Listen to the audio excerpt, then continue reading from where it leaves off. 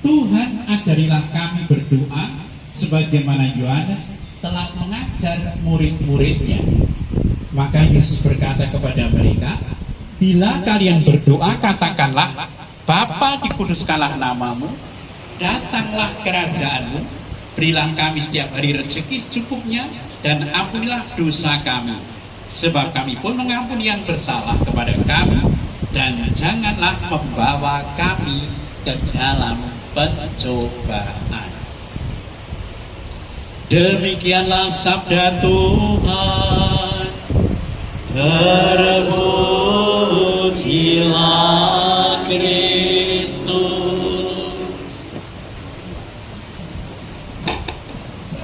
Bapak Ibu yang terkasih, di antara romo, di antara para romo, itu saya sering dikenal sebagai romo yang galak. Galak. Mungkin banyak yang percaya, tapi juga ada yang tidak percaya. Masa romo budi galak?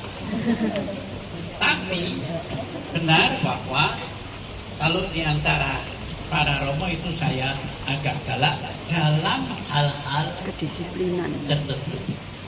Misalnya, kalau ada romo yang hampir misalnya setiap hari itu konsumsi Fanta atau Sprite, saya akan galak, hentikan.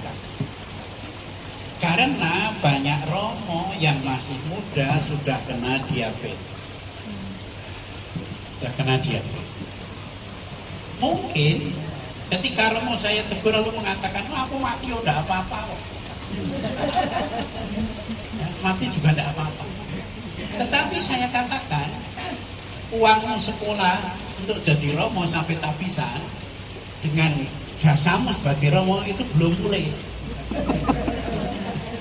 belum lunas. Ya kalau kamu sakit terus mati selesai. Nah, kalau mau setengah mati, berubah kalau terus. setengah mati, ya urip ya ora. Lalu akan seperti dikatakan dalam bacaan yang pertama, hidupnya akan menjadi beban. Hidupnya akan menjadi beban. Itu yang disebut gaya hidup yang tidak baik. Dalam hal itu, romo-romo masa keras dalam hal itu. Atau misalnya ada seorang romo yang karena begitu menjaga kesehatan, tetapi malah menjadi beban bagi dirinya, penderitaan bagi dirinya dan bagi orang lain. Menjaga kesehatan seperti apa? Dia kalau mau makan harus ada wastafel untuk cuci tangan. Nah kalau di warung tenda mana mau cari wastafel? Sehingga kalau misalnya pas mau makan tidak ada wastafel, sudah bingung. Ini hanya contoh sederhana. Nah, mungkin kadang ibu-ibu di sana di Jakarta atau di luar Solo kadang-kadang juga bingung, entah masalah pakaian ya atau apa, atau misalnya gaya rambut atau apa, juga sudah mulai bingung kalau enggak. Nah, kalau seperti saya kan brimob ya, berintek mau berak-berik. Jadi tidak ya. Kadang-kadang oleh karena gaya-gaya tertentu di dalam hidup itu secara tidak sadar membuat kesulitan atau penderitaan. Pernah juga ada umat itu maaf ya, itu punya kebiasaan, sekali lagi maaf ya, punya kebiasaan itu entah apa selalu ada. gilani, memang gilani ya, tetapi itu tidak sadar sehingga meskipun mau Kebiasaan. makan bareng ya mau makan bareng atau apa itu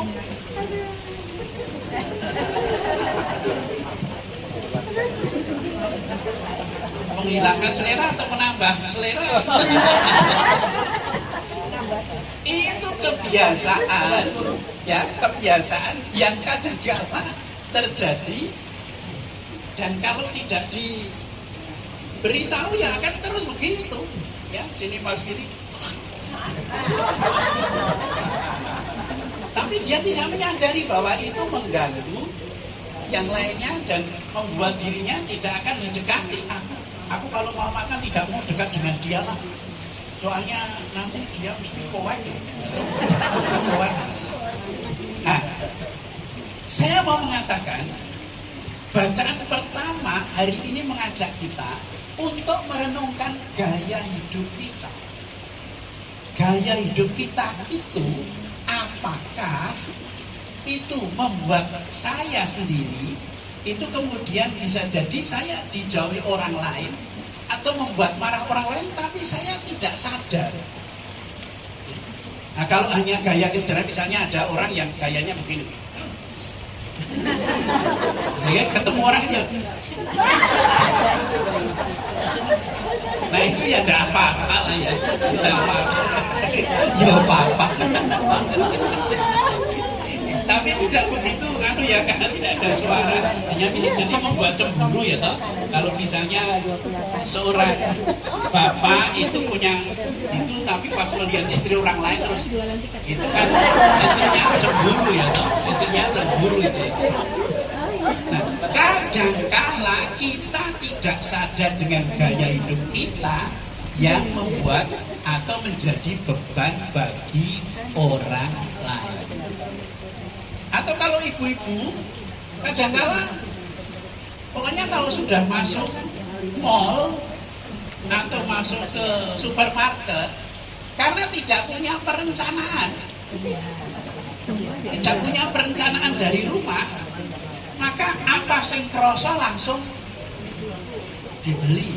Oh sudah bawa apa-apa ternyata kartunya lupa atau tidak bawa cash, lalu hanya dibawa muter sana kemari, bawa muter sana kemari. Ini masuk gaya hidup. Yang ditekankan dalam bacaan yang pertama, kalau gaya hidup itu membuat menjadi beban bagi sesama, itu digolongkan sebagai orang-orang yang munafik. Munafik itu artinya apa? Antara apa yang dipikirkan, yang diucapkan berbeda dengan apa yang terjadi di dalam kehidupan. Dan paling merepotkan lagi kalau gaya hidup itu membuat beban bagi keluarganya sendiri, bagi keluarganya sendiri. Sebaliknya kalau gaya hidup itu baik, tidak akan membawa beban tetapi membawa berkah, ya, membawa bahagia. Misalnya kalau ada suami yang kalau bepergian pulang itu mesti membawa oleh-oleh untuk istrinya, entah tujuannya apa. Nah, itu kebiasaan sederhana atau gaya hidup sederhana tapi membuat bahagia istrinya. Atau kalau saya pernah mengatakan pada bapak ibu itu kalau sudah memiliki program, misalnya yang menikah itu ya memiliki program nanti 10 tahun pernikahan, misalnya suaminya, istriku mau tak belikan cincin lagi, 10 tahun pernikahan, 15 tahun akan kubelikan kalung, 25 tahun akan tak ajak ke dealer mobil ya. Belum bisa beli mobil ya beli lapnya dulu. Kelamaan. Nah, bacaan yang pertama mengajak kita, mari kita memprogram gaya hidup yang baik. Karena banyak kan orang itu hidup tanpa program, hanya mengalir gitu aja. Dan program yang paling baik adalah program bagaimana kita menguasai atau kita memiliki hati nurani yang baik, pikiran yang baik, perasaan yang baik, ya. Sehingga misalnya, oh aku nanti umur 40 tahun aku sudah tidak akan marah-marah lagi. Nunggu 40 tahun padahal umurnya wis swidak telu. Wis kliwat. Oh nanti misalnya umur 55 tahun aku sudah tidak akan menjadi orang yang gampang mengeluh. Karena kalau tidak diprogram itu nanti hanya berjalan begitu saja. Saya katakan tadi, kita memiliki gaya hidup yang kadang-kadang merusak atau menjadi beban. Itu bacaan yang pertama. Bacaan yang kedua, Tuhan mengajarkan doa Bapa kami. Doa Bapa kami itu sebenarnya bukan hanya sekedar doa yang diucapkan, tetapi cara Tuhan memberikan gaya hidup bagi orang yang percaya pada Dia.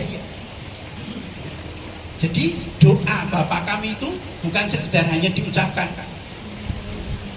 Agak beda ya kalau misalnya Salam Maria, penuh rahmat Tuhan sertamu, terpujilah engkau di antara wanita, terpujilah Tuhan Yesus. Santa Maria. Itu memang bukan gaya hidup, tetapi pujian Tuhan pada Tuhan Yesus melalui Bunda Maria. Tapi lain kalau doa Bapa kami itu doa yang mengajarkan gaya hidup. Gaya hidup seperti apa, Romo? Bapa kami, Bapa kami. Itu artinya iman kita kepada Tuhan Yesus dikatakan Bapa kami. Orang seringkali mengatakan iman itu urusan pribadiku dengan Tuhan.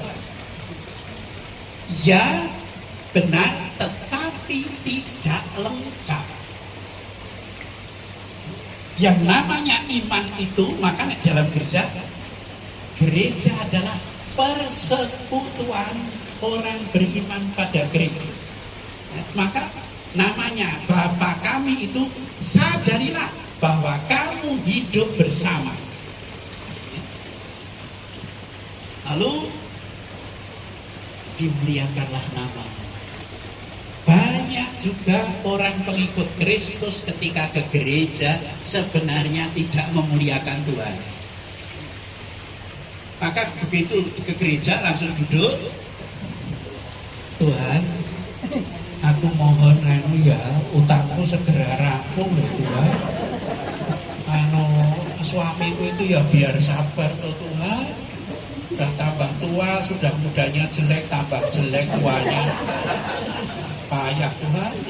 Nah, jadi ketika ke gereja itu hanya mengungkapkan keluhan-keluhan. Jadi selama hidupnya itu tidak pernah memuliakan Tuhan sebenarnya. Tapi hanya mengungkapkan keluhan-keluhannya terus. Tapi dengan doa Bapa kami itu mau diajarkan gaya hidup pengikut Kristus. Itu pertama-tama dalam kehidupan itu muliakanlah Tuhan. Saya pernah mengatakan doa Bapa kami itu doa gaya hidup orang utang. Orang mau utang. Kalau saya misalnya datang ke tempat Tante Tina, dan pagi, misalnya pagi dan Tante, bolehkah saya utang uang Tante? Pagi-pagi kok utang. Lalu saya datang siang, siang-siang kok ngutang. Lalu sore kok ngutang.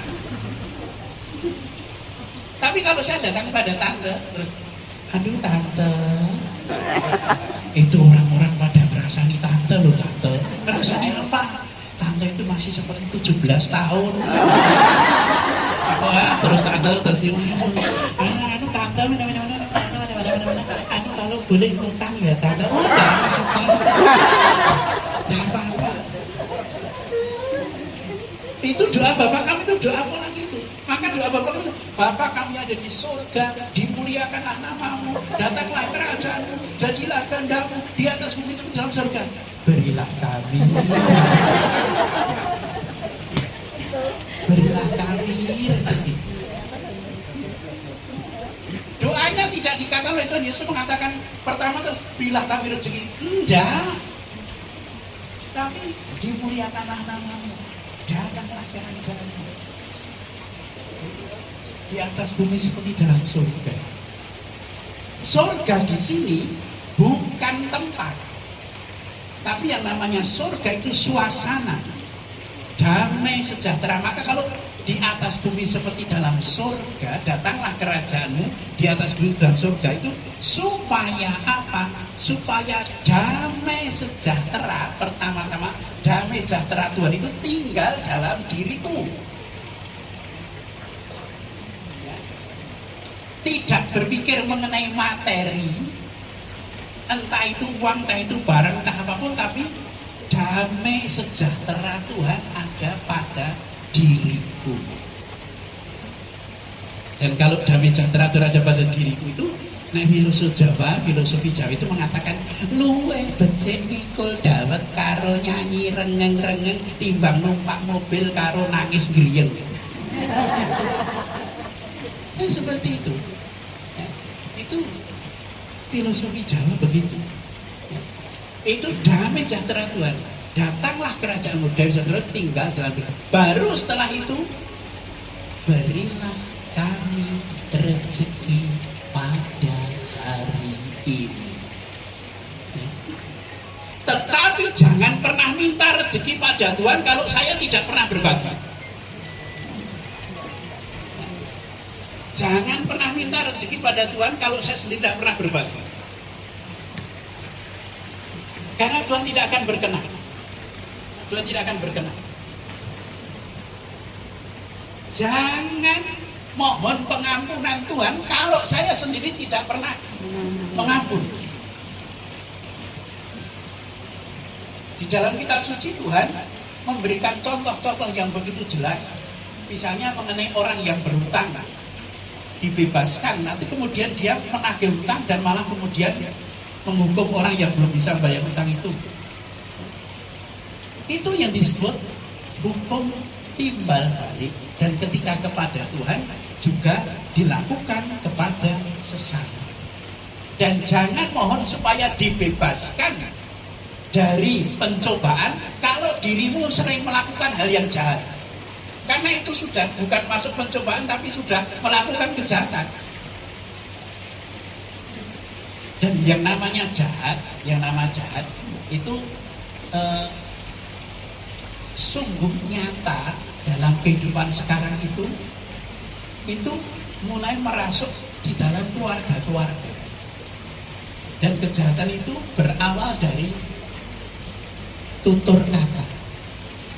Maka kalau dilihat dari data Indonesia itu ya, tahun 2020 itu suami istri yang cerai hanya 61.000 pasang. 2020. Kalau mau mengatakan hanya loh ya. Nanti kalau saya bandingkan dengan 2023, tahun 2020 61.000 sekian pasang. Tahun 2023